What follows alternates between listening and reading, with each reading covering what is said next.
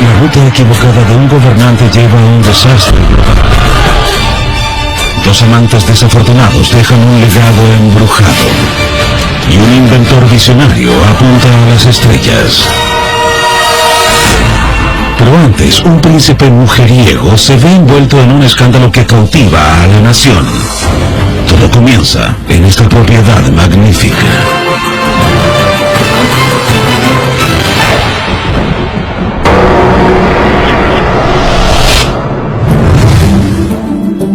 A las afueras de la ciudad portuaria de Hull, Inglaterra, se ubica la casa de campo victoriana Tranby Croft. Este hogar fue diseñado en el año 1874 por un magnate del sector naviero. Es uno de los palacios de comerciantes más espléndidos de la región industrial. Ellos querían demostrar su importancia en la región. La casa es de ladrillos blancos y el techo de pizarra negra. Acechando desde arriba, hay una imponente torre de 4 niveles. Desde esa torre, el propietario de la casa podía mirar hacia el lúgubre y gris estuario Humber y ver todos los barcos. El interior de la casa fue diseñado para entretener. Lo primero que ves al entrar a la casa es un vestíbulo enorme e impresionante. Tiene una fabulosa tarima de danza hecha para los bailes. Pero estos pasillos y habitaciones elegantes fueron el escenario de un escándalo de proporciones reales. Tranby Croft se hizo conocida por una disputa que remeció a la alta sociedad y que consternó a la Inglaterra victoriana.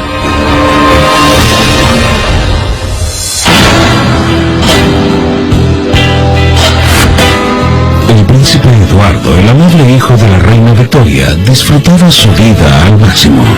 El heredero al trono, Bertie, como le llamaban, estaba dedicado al placer y era conocido como el príncipe mujeriego. Pero no todos aprueban su estilo de vida festivo. Inglaterra es un lugar austero. La rectitud moral y las buenas costumbres eran lo que más importaba. Por eso, la afición del príncipe de 49 años por el alcohol y las fiestas ya habían manchado su reputación. Y el público se preguntaba si estaba listo para liderar. Muchos creían que él no debía heredar el trono. Pero cuando un conocido le invita a pasar un fin de semana de juerga, la oferta es demasiado tentadora como para ignorarla. Además, se trata de Tranby Croft, un lugar discreto y privado perfecto para fiestas. Uno de los acompañantes es un soldado, el coronel Gordon Cumming. Él era amigo del príncipe de Gales, era un hombre fuerte y atlético, también era increíblemente arrogante. Juntos los hombres se disponen a festejar. Fueron a las carreras durante el día y al volver a casa los esperaba un enorme festín. Luego comienza la diversión real. Bertie y sus compañeros se sientan a jugar baccarat, un juego de apuestas similar al blackjack, pero las apuestas eran muy altas. Apostar era ilegal, y al jugar baccarat, infringían la ley. Si los atrapaban, las sanciones iban desde multas cuantiosas hasta tiempo en la cárcel. Aún así, el juego comienza, y a Bertie no le importaba la naturaleza ilegal de esta actividad. Pero más tarde empiezan los problemas. Algunos de los jugadores empiezan a ver actitudes sospechosas en el coronel Gordon Cumming. Durante el juego vieron que el coronel hacía trampa. Los jugadores deben hacer sus apuestas antes de mirar los naipes, pero parecía ser que Gordon Cumming aumentaba su apuesta después de mirar su juego de manera encubierta. Bertie se sorprende y enfrenta a su amigo. Gordon Cumming se declara inocente, pero nadie le cree. Los jugadores están molestos. Hacer trampa en un juego de naipes con el príncipe de Gales era algo de muy mal gusto y poco caballeroso. El canalla debía ser castigado, pero Bertie y sus amigos debían actuar con cuidado. Si acusaban al coronel a las autoridades, todos sabrían de su participación en el juego ilegal. Por eso, llegan a un consenso. Ellos redactan un documento que decía que Gordon Cumming nunca jugaría naipes y que la gente que lo sabía nunca hablaría al respecto.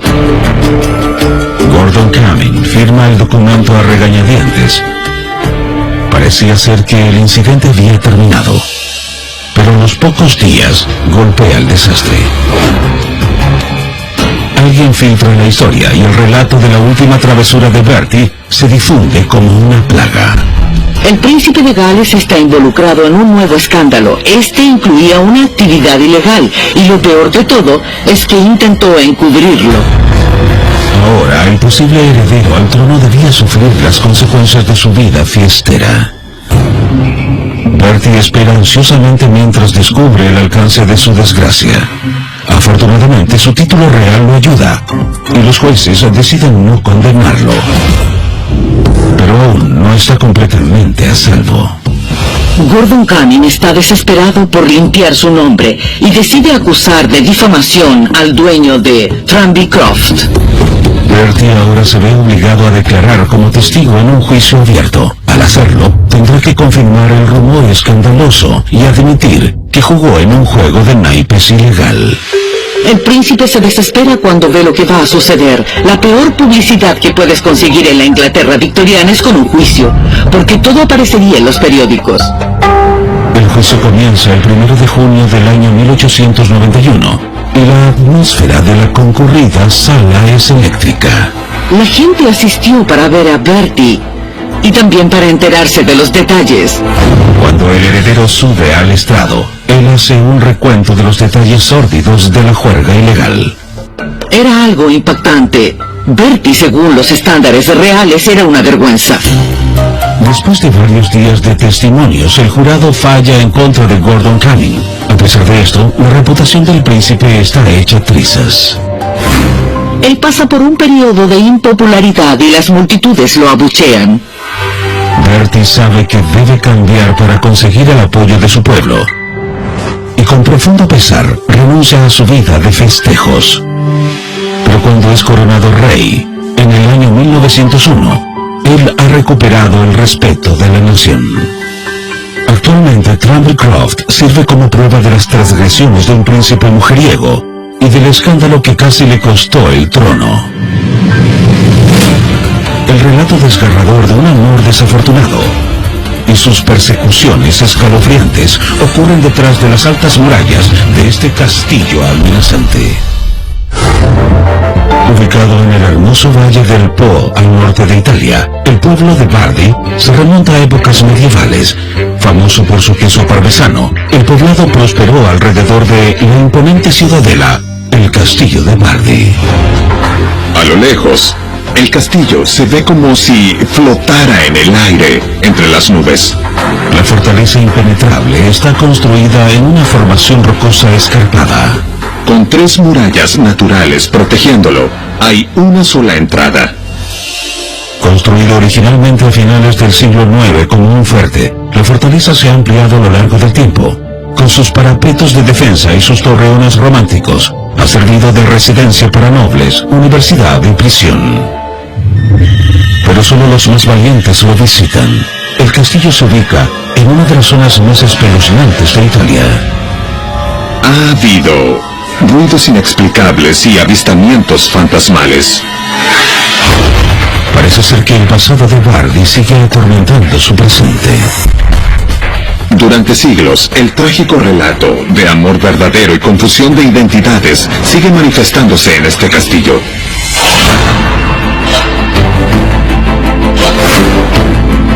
Desde las colinas ondulantes al norte de Italia se escucha el eco de la batalla, mientras los habitantes buscan tomar el control. Para defender su asiento en el poder, el conde del castillo de Bardi ha empleado a un caballero alto y atractivo llamado Moroelo. Moroelo era el capitán de la guardia. Él tenía un cargo muy importante, protegiendo al conde y a su familia. Una de las personas que el caballero debía proteger era la hermosa hija del conde, Solest. Pronto ella llama la atención de su protector y ambos se enamoran perdidamente. Pero hay un problema. Moroelo no provenía de una familia noble. Sería inaceptable que la hija del amo del castillo de Bardi tuviera una relación genuina y apropiada con un simple capitán de guardia. Pero la pareja atormentada no renuncia a su amor y se reúnen en secreto. Nadie sabía de este romance secreto. Debido a eso, los encuentros entre ellos eran mucho más apasionados. Más tarde, durante los últimos días de verano, llaman al caballero a la batalla. Soleste ayuda a su amante con la armadura sabiendo que esa podría ser la última vez que lo vería. Y Moroelo debía mantenerse fuerte por su amada. Desde la torre del castillo, Soleste ve con pesar cómo se aleja. Soleste empieza una rutina en donde todos los días se para en la entrada del castillo a esperar el regreso de su amado. Pero el tiempo transcurre sin novedades. El tiempo pasaba lentamente, mientras ella esperaba novedades de su amado o la oportunidad de volver a verlo. Luego un día, Soleste ve jinetes a la distancia. Su corazón da un salto, su amado había vuelto. Pero mientras se acercaban, Soleste se horroriza con lo que ve. Ellos usaban los uniformes del enemigo. Ella asumía que su amado había muerto en la batalla y que nunca más lo volvería a ver. Desolada e incapaz de imaginar una vida sin su caballero, ella se para sobre el parapeto. Luego se lanza desde las paredes del castillo de Bardi y muere con la caída. Pero no todo es lo que parece.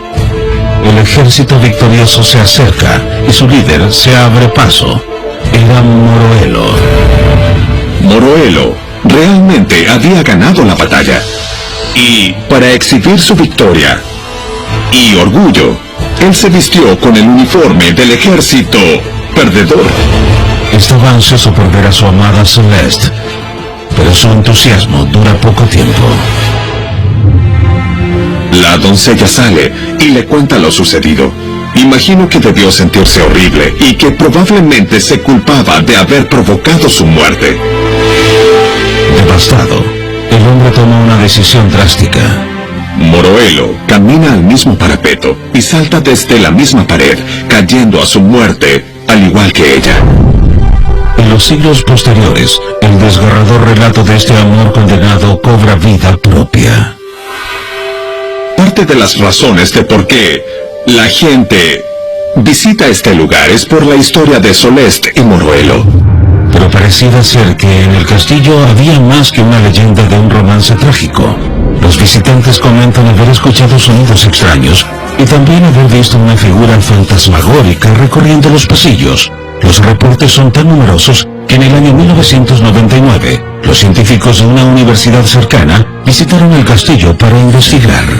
Ellos instalaron cámaras de imágenes térmicas en los pasillos, con la esperanza de capturar evidencia de fantasmas. Y lo que muestra una de las fotos es impresionante.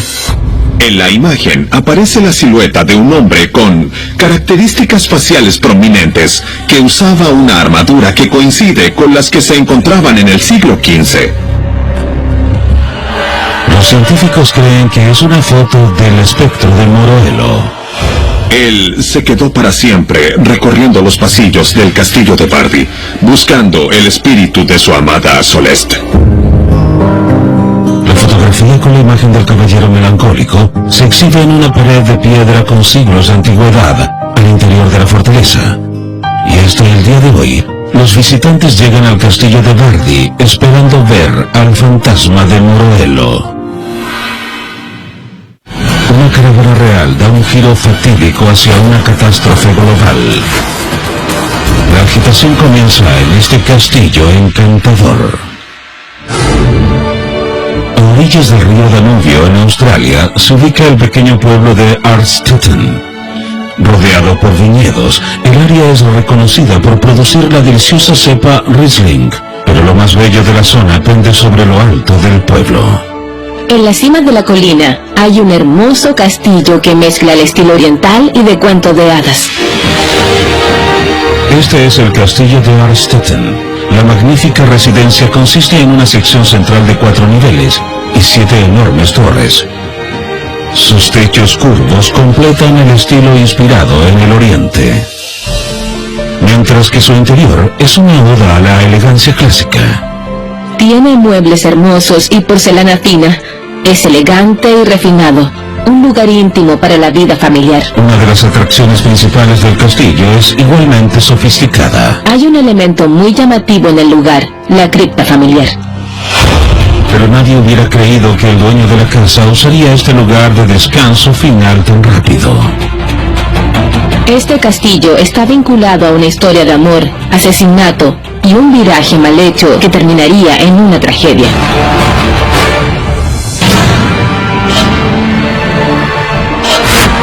Por más de 50 años, el Imperio Austrohúngaro ha sido una de las potencias más extensas y poderosas del mundo. Conquistó una zona muy grande alrededor de Austria, países que ahora conocemos como Europa del Este. Pero ahora el lugar es invadido por disturbios políticos que amenazan con destruir el imperio por completo, particularmente en la provincia de Bosnia. Algunos querían independizarse del imperio y ser países autónomos. Aún así, había un hombre desesperado por mantener la unión, el heredero del trono del imperio, el archiduque Francisco Fernando, de 50 años. Él ansiaba gobernar este imperio enorme. El 28 de junio, el archiduque y su esposa Sofía viajan a Bosnia a una visita estatal de rutina. El viaje estaba planeado desde hace 6 meses y sería una gran celebración para el imperio austrohúngaro. O así lo creían.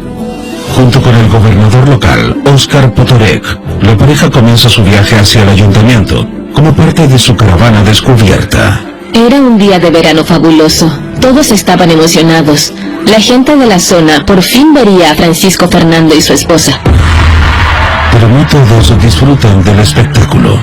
De pronto, un objeto negro es lanzado desde la multitud. Un hombre arroja una bomba hacia el auto del archiduque, pero esta rebota y queda debajo del auto que venía más atrás. El auto explota, dejando heridos, pero el archiduque y su esposa escapan ilesos. El autor del ataque es arrestado, mientras la caravana se desplaza hacia la seguridad del ayuntamiento, pero el archiduque está furioso por la falta de seguridad. Sus amigos estaban heridos y su esposa había corrido peligro. El hombre prácticamente hervía de lo furioso. Aún así, el gobernador insiste en que el peligro había pasado, ya que el atacante estaba preso, y la pareja imperial accede a continuar con el tour. Pero antes, el archiduque exige una parada en el hospital para visitar a las víctimas del ataque. Lamentablemente, nadie se lo dice al chofer de Francisco Fernando, y ese es el comienzo del desastre.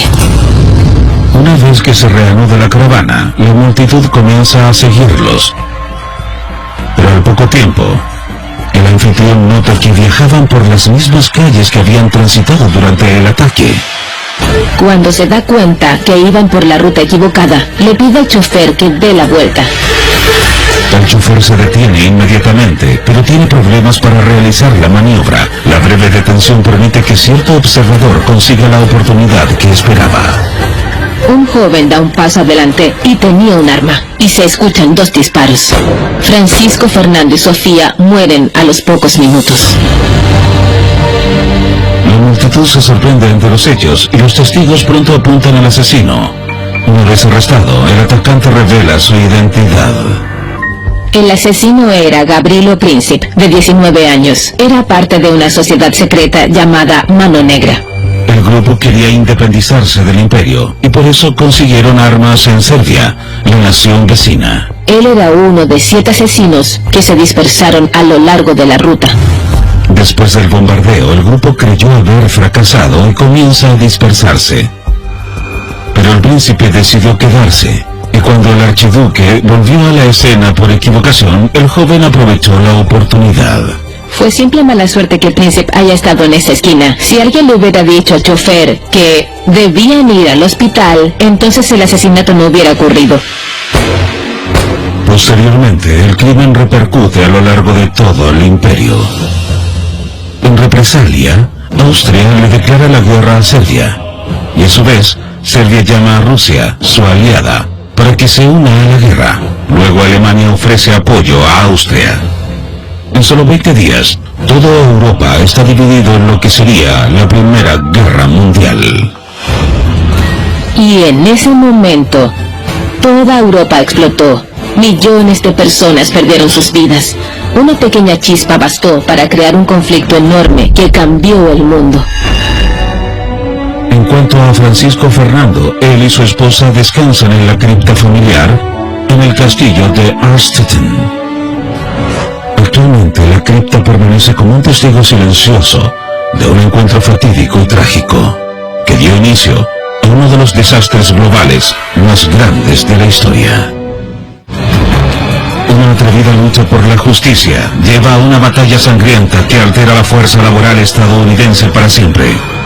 Y la orden drástica de frenar la revolución proviene de esta espléndida casa. Sacramento fue fundada como una zona clave durante la fiebre del oro de California. Y actualmente es una metrópolis ajetreada. A pocas cuadras de la Casa de Gobierno hay un espléndido y romántico vestigio político, la mansión del gobernador de California.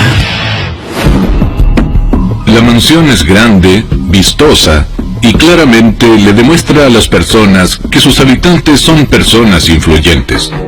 Construida en el año 1877, en este lugar han vivido 12 gobernadores de California, incluyendo a Ronald Reagan. El exterior de la mansión tiene miradores amplios, y alrededor del porche ostentoso hay columnas corintias. Esta mansión victoriana está adornada con molduras llamativas, aleros en voladizo y una cúpula cuadrada. Y el interior, de 30 habitaciones, es aún más espléndido. La entrada tiene estatuas de mármol y una escalera amplia. Chimeneas pulidas y espejos con marcos dorados realzan el esplendor de esta propiedad. Pero esta casa también fue testigo de un momento oscuro en la historia, cuando una lucha tumultuosa cambió a Estados Unidos para siempre. Eran tiempos desesperados y requerían de medidas desesperadas.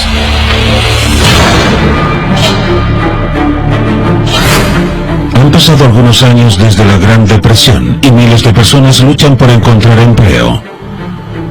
Muchos hombres en buen estado físico se dirigen a los muelles buscando empleos como estibadores, para cargar y descargar los barcos. Pero el trabajo es agotador y los jefes son abusivos. No había leyes para proteger a los empleados de los muelles. Los jefes podían hacer lo que quisieran. Los dueños de los barcos explotan a sus empleados, quienes trabajan jornadas largas, tenían salarios bajos y condiciones deplorables. Pero había un hombre decidido a detener estos abusos, el líder del sindicato local, Harry Bridges. Bridges era elocuente, temerario y creía en la fuerza laboral. Con el apoyo de sus colegas estibadores, él se prepara para un enfrentamiento con los jefes de los barcos. Bridges creó un documento con sus peticiones, las que incluían un salario de $1 al día y condiciones laborales seguras.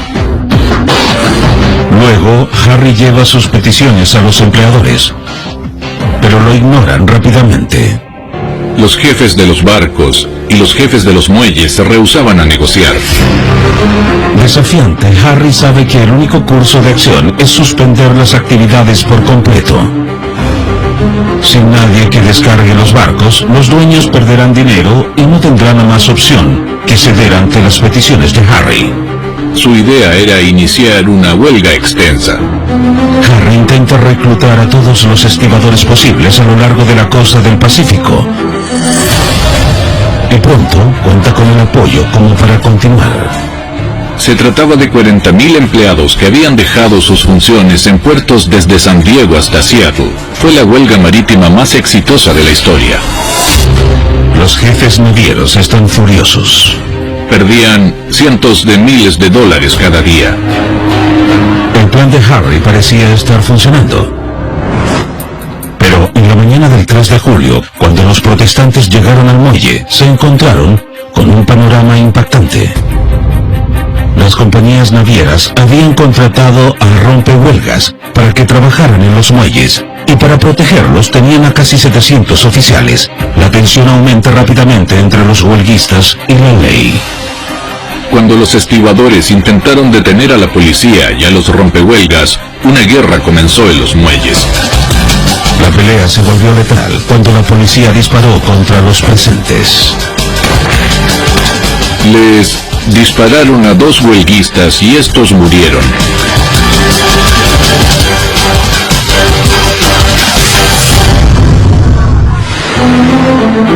Sacramento, el gobernador se entera de la violencia y envía a 1.700 guardias nacionales a controlar el puerto.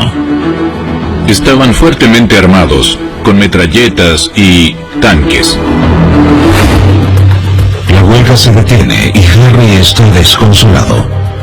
Por eso se dedica a honrar a los hombres que murieron. Se tomó la decisión de llevar a cabo un cortejo fúnebre público. Fue un momento emocionante para todos los presentes. Los ataúdes son llevados por la ruta solemne y la concurrencia es extraordinaria. Había cerca de 40 o 50.000 personas. De pronto, esta increíble muestra de apoyo le da una idea a Harry. Él decide que puede aprovechar el apoyo del público para llevar su movimiento un paso más allá, organizando una huelga masiva en la ciudad. Esta jugada extraordinaria extenderá la interrupción del trabajo más allá de los estibadores, para incluir a cientos de otros sindicatos. Bridges y los otros líderes confiaban en que podrían detener la ciudad entera. El 11 de julio, Harry llama a la acción, en un discurso conmovedor sobre la solidaridad entre empleados, y pocos días después, cerca de 30.000 personas se retiran de sus trabajos, deteniendo la ciudad por completo. Se trataba de una de las huelgas generales más grandes en la historia del país. Tal como Harry lo había anticipado, el efecto de la huelga es abrumador. Los negocios a lo largo de la ciudad quedan detenidos. El gobierno pide una resolución y los jefes de las compañías se ven obligados a negociar. Y así, las exigencias de los empleados son escuchadas. El éxito del sindicato después de la huelga de 83 días sienta un precedente por su poder e influencia. La huelga del año 1934 generó un sindicalismo industrial en la costa oeste. Inspiró a los trabajadores a defenderse y a cambiar la cara de las relaciones industriales en el país. Actualmente, la mansión del gobernador en California es un recordatorio de los estibadores orgullosos que lucharon por la justicia a pesar de todo. El cielo es el límite cuando una máquina monstruosa y un sueño imposible se unen en este castillo visionario. En el corazón de Irlanda se encuentra el pequeño pueblo de Birr. La zona exhibe con orgullo su arquitectura neoclásica y también uno de los primeros puentes colgantes del mundo. Pero la construcción más interesante es el hogar habitado más antiguo del condado, el castillo de Birr. Es una construcción enorme e imponente, muy parecida al castillo de Drácula. Ubicada entre más de 111 hectáreas de jardines y bosques, la estructura fue construida en el siglo XVII. Su fachada está hecha con piedra caliza gris y contiene varias torres y almenas. El exterior robusto abre paso a un interior lujoso y acogedor. El salón gótico es una de las habitaciones más hermosas de Irlanda. Pero lo más impresionante del castillo es una estructura cilíndrica a un costado de la casa. Es inevitable ver al monstruo del parque. Este extraño monolito una vez sirvió para darle a su creador la llave que desbloquearía los secretos del cielo. Era un hombre que quiso poner a prueba todo lo que sabíamos del universo.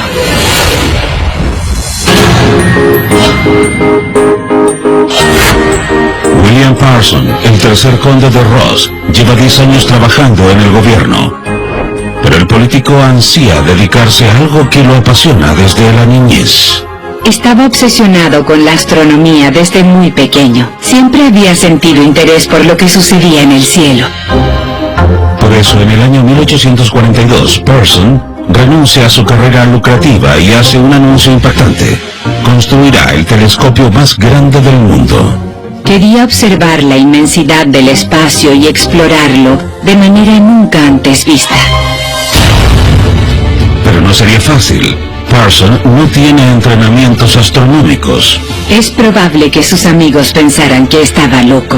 Si fracasaba, se convertiría en el hazmerreír.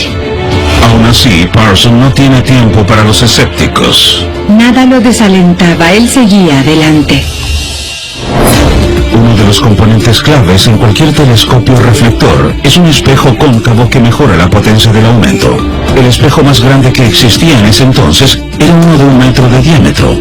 Por eso Pearson promete crear uno aún más grande.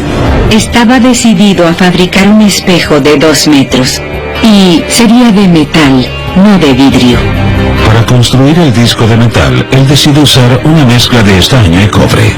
El metal pesaría cerca de 4 toneladas.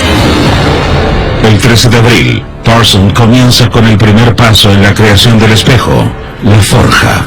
Un enorme horno funde el metal por más de 10 horas. Luego, los trabajadores vierten la aleación en un molde con forma de disco. Pearson deja que el metal se enfríe lentamente, y después de 16 semanas, parecía haber endurecido con éxito. Podrán imaginar lo realizado que se sentía. Pero al examinar el producto final, encuentra algo alarmante. Entonces descubre una grieta. La grieta se extiende a lo largo del disco, destruyendo el espejo de 4 toneladas y también el sueño de Pearson. Era un desastre. Si no podía construir el espejo, no pasaría nada. Aún así, Pearson se rehúsa a darse por vencido y pasa varios meses más construyendo otro espejo. Pero todos los discos nuevos se agrietaban. No sé cómo tenía paciencia para continuar. Luego, un día, Pearson consigue un avance, cuando se da cuenta de que podía estar debilitando el disco. Había algo malo con la aleación del metal. La mezcla no era correcta. Entonces, él experimenta con la composición química del metal y llega a una solución. Él descubrió que una pequeña cantidad de zinc lo arreglaba. Y así fabrica un espejo impecable. Luego lo pule a la perfección para mejorar el aumento. Y por fin, el reflector de 2 metros está listo. Cuando terminó el espejo, Parsons se sentía eufórico. Para ensamblar el telescopio, él inserta el espejo en un enorme cilindro de madera. Medía 16 metros. Era un tubo gigantesco. Finalmente su telescopio está listo. En febrero del año 1845, Pearson pone a prueba el enorme aparato. Lo primero que observó con el aparato fue una nebulosa. Los astrónomos anteriores concluyeron que estas formaciones cósmicas y distantes eran simples nubes de gas, pero con el telescopio de Pearson, él pudo ver con una claridad nunca antes imaginada. Él se dio cuenta de que no eran simples nubes de gas. Estaban hechas de estrellas y tenían forma de espiral. Era un descubrimiento impresionante. Emocionado, Pearson publica sus hallazgos y finalmente, su nebulosa consigue una importancia mucho mayor. Actualmente se conoce como la galaxia del remolino. Él demostró que había mucho por ver y descubrir. Pearson es alabado por científicos de todo el mundo y su telescopio sigue siendo el más grande del mundo durante los siguientes 70 años. Actualmente su obra maestra sigue en exhibición en el castillo de Bird y es un monumento para un hombre perseverante que cambió la manera en la que vemos el universo para siempre. Espionaje, traición y un romance peligroso. Todo se une en esta magnífica mansión. Con vista al río Potomac y a un lado de un puerto ajetreado se encuentra Alexandria, Virginia. Fundada en el siglo XVII, sus calles están adornadas con casas históricas. Pero hay una propiedad que se diferencia del resto. Esta es la Casa Carlyle. Es muy hermosa e imponente. Construida en el año 1753, esta mansión ha recibido a incontables huéspedes ilustres, incluyendo al presidente George Washington. Está construida con piedra caliza local. También tiene 4 ventanas a cada lado. Es una casa con un estilo simétrico.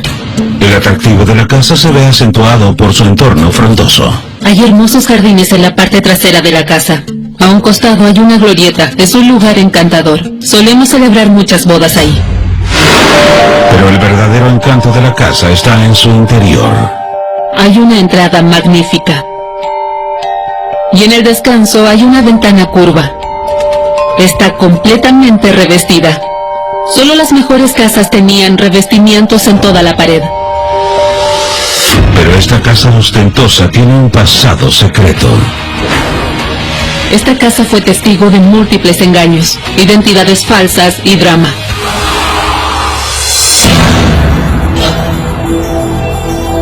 La guerra civil lleva un mes en marcha, y uno de los grandes simpatizantes de los confederados es un joven llamado Frank Stringfellow. Stringfellow es inteligente y capaz. Pero el joven de 20 años no es un soldado cualquiera. Es un espía. Pronto recibe una misión muy importante. El ejército de la Unión acaba de tomar el control del puerto de Alexandria, y los confederados están decididos a recuperar el puerto estratégico. Ellos necesitan que Stringfellow viaje al lugar y reúna información. Y querían que recopilara la información leyendo el periódico. Aunque no lo crean, la Unión publicaba los movimientos de sus tropas en la prensa, porque no creían que alguien se robaría el periódico. Frank está ansioso de llevar a cabo la misión, pero hay algo que lo detiene. Su novia Emma Green vive en Alexandria. Ella vivía en la casa Carlyle, y las tropas de la Unión ocuparon el lugar al inicio de la guerra. Le encantaría ver a Emma, pero tenía que alejarse de ella, para así poder protegerla.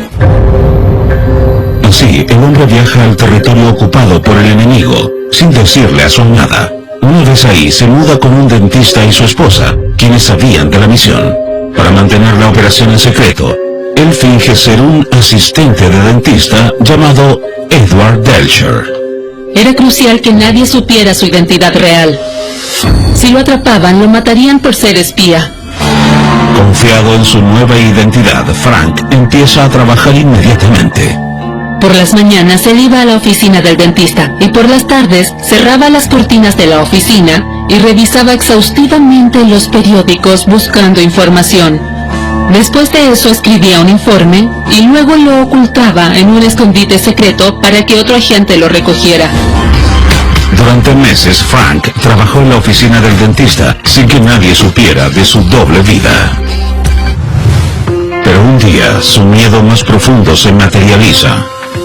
En la sala de espera del dentista se encuentra un detective de Pinkerton que trabaja para el ejército de la Unión. Este era un hombre entrenado para observar y para prestar atención a todo tipo de detalles, así que él creía que lo habían descubierto. Mientras intentaba mantener la calma, Frank habla con el detective y se presenta como Edward Delcher, asistente dental. Pero su miedo se convierte en el pánico cuando ve a la siguiente clienta. Al mismo tiempo, Emma Green aparece en la sala. Emma ve a Frank y ambos guardan silencio analizando la situación. Ella estaba tan feliz de verlo porque llevaban mucho tiempo separados y de pronto grita, ¡Frank! Frank Stringfellow queda paralizado al darse cuenta que su prometida acaba de revelar su verdadera identidad frente a un agente de la Unión. Era una situación de vida o muerte. Pero la mente rápida de Stringfellow sale al rescate. Stringfellow le dice, calmadamente, me temo que me confunda con alguien más. A pesar que su prometida no sabía de su doble vida, ella rápidamente intuye que algo anda mal. Emma captó el mensaje. Ella inmediatamente se dio cuenta de lo que pasaba y dijo, oh, lo siento mucho, señor, lo confundí con alguien más. El oficial de la Unión continúa con sus asuntos y Stringfellow se salva de la horca, por ahora. Pero el joven espía teme que aún no está a salvo. El episodio lo dejó en estado de alerta. Estuvieron cerca de descubrirlo. Una noche, al poco tiempo, él escucha el ruido que llevaba meses temiendo. Los caballos de la Unión se acercaban a la casa. Parecía ser que su identidad había sido descubierta. Frank no pierde tiempo. Él estaba desesperado y decide huir. Stringfellow escapa de milagro, pero su misión terminó en un fracaso. La salida anticipada detiene su posibilidad de ayudar a los confederados y Alexandria se mantiene controlada por la Unión. Pero Frank está decidido a llevar a cabo otra misión. Cuando termina la guerra, él vuelve a la casa Carlyle y se casa con su amada Emma Green. Frank y Emma efectivamente vivieron en la zona de Alexandria y están enterrados en la ciudad. Actualmente la casa Carlyle nos recuerda de un espía implacable y de la historia de amor que casi le costó la vida.